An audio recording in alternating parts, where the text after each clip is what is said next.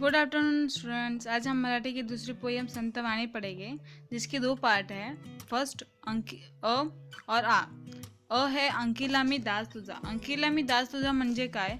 अंकिला म्हणजे शरण में आया हुआ, दास मतलब भक्त। ये अभंग संत नामदेव ने लिखे हैं, जिनकी 1270 में उनका जन्म हुआ था और 1350 में उनकी मृत्यु हो गई थी। उनके बारे में और भी आगे दिया है। वारकरी संप्रदायातील थोर संत कवी संत नामदेवांची अभंग रचना अतिशय उत्कट असून त्यांचा अभंगाची भाषा सुबोध, सरल और सादी आहे। जैसे हिंदी में दोहे बहुत शुद्ध होते हैं, बहुत शुद्ध हिंदी भाषा में लिखे होते हैं, वैसे मराठी में भी अभंग थोड़ी मुश्किल और भाषा में होते हैं। बट संत नामदेव ने, ताकि हर कोई उनकी बातें पढ़ सके, समझ सके, इसके लिए बहुत ही सीधी और सादी भाषा में लिखी है। त्याने हिंदीत ही रचना केली आहे। उन्होंने हिंदी में भी इनकी सब रचनाएं की है। पंजाबात जाऊन त्यांनी भागवत धर्माची पताका फडकवली। शिखांचा गुरु ग्रंथ साहेब या ग्रंथात त्यांचे 61 कवने समाविष्ट असून भक्त नामदेवजी की मुखबानी या नावाने प्रसिद्ध आहेत। पंजाब में जाकर उन्होंने जो ग्रंथ लिखे थे गुरु ग्रंथ साहिब के, उनमें उन्होंने बहुत अभंग लिखे हैं और जो भक्त नामदेव जी की मुखबानी के नाम से प्रसिद्ध है। प्रस्तुत अभंगामध्ये संत नामदेवांनी विविध दृष्टिकोनातून परमेश्वर कृपेची याचना केली आहे। नीचे जो अभंग दी है उसमें भगवान ने संत नामदेव के अलग अलग एग्जाम्पल्स देके, ताकि एक भक्त का और भगवान का प्यार कैसा होता है, अलग अलग एग्जाम्पल देकर आपको बताने की कोशिश की है। दृष्टिकोनातून म्हणजे एग्जाम्पल।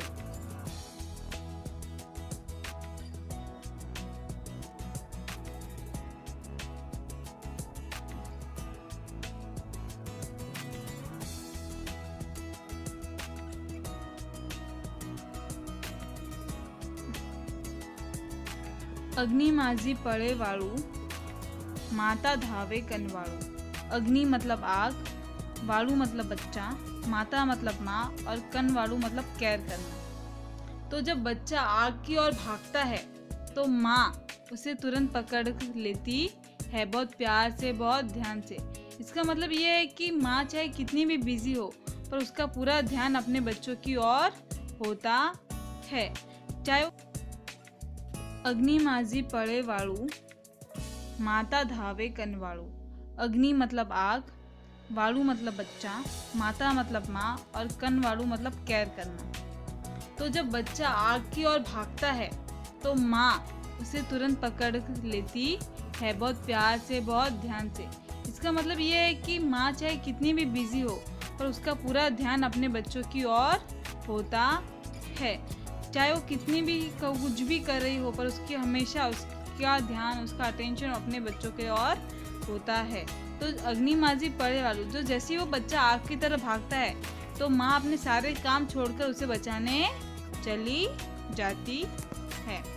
तैसा धावे माझ्या काजा, अंकिला मी दास तुझा।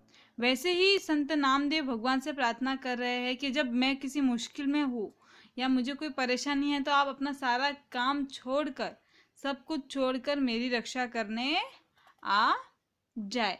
एक माँ और एक बच्चे के प्रेम को बहुत ही सुंदरता से दर्शाया गया है इसमें, कि कैसे एक माँ अपने बच्चे के लिए हमेशा ध्यान से केयर करती है, उनसे बहुत कितना प्यार करती है, कितना एक अटैचमेंट है उसका अपने बच्चों से, ये बताया गया है।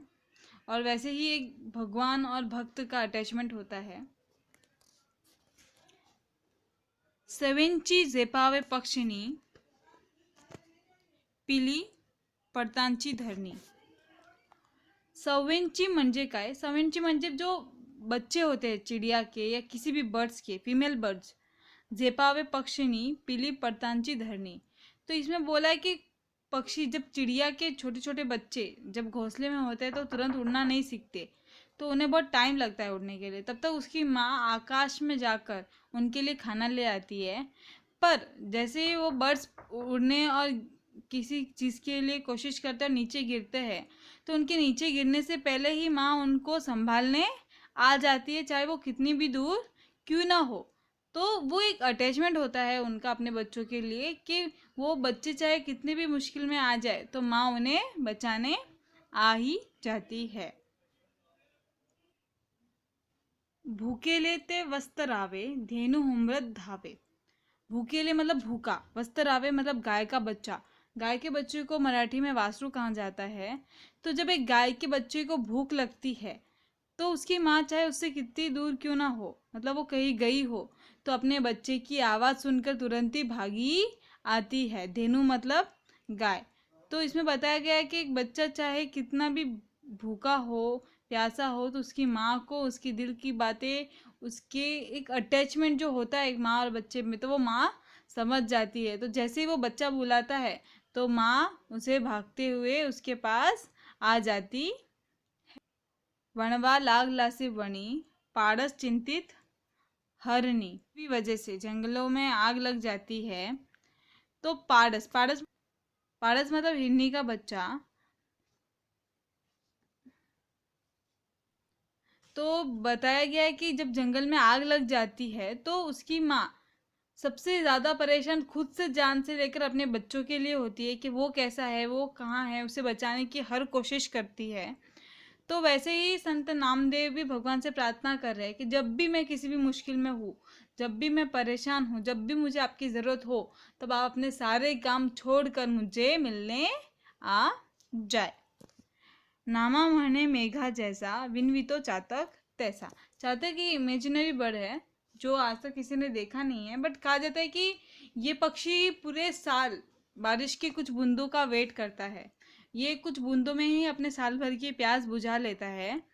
तो जैसे एक चातक पक्षी पूरे साल वेट करता है एक बारिश की कुछ बूंदों का, वैसे संत नामदेव, नामा संत नामदेव का निक नेम है। और हर अभंग में संतों के नाम लिखे गए होते हैं लास्ट में। तो नामा मने मेघा जैसा, विनवितो चातक तैसा। जैसे एक चातक पूरे साल बारिश की कुछ बूंदों की प्रतीक्षा करता है, वैसे ही मैं पूरे साल या पूरे जिंदगी भर सिर्फ आपके एक दर्शन की प्रार्थना कर रहा हूँ। बस ये यही ख़त्म होता है। अगला भाग हम आ वाला भाग हम आगे वाले वीडियो में पढ़ेंगे। आपको इसमें कुछ भी डाउट है तो आप मुझे कमेंट कर सकते हैं। बाय।